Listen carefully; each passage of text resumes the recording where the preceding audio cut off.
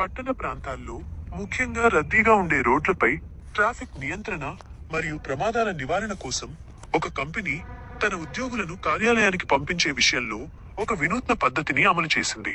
ఈ ప్రణాళిక ప్రకారం ఉద్యోగులను 2 బ్యాచ్లుగా విభజిస్తారు. మొదటి బ్యాచ్లో ద్విచక్ర వాహనదారులు, బైకర్లు మరియు రెండవ బ్యాచ్లో కార్లలో ప్రయాణించేవారు ఉంటారు. ప్రతి బ్యాచ్ మధ్య 10 నిమిషాల వ్యవధి ఉంటుంది. ఉదాహరణకు, బైకర్ల బ్యాచ్ 10 నిమిషాలు ముందుగా బయలుదేరితే ఆ తరువాత మాత్రమే కార్ల బ్యాచ్ బయలుదేరుతుంది.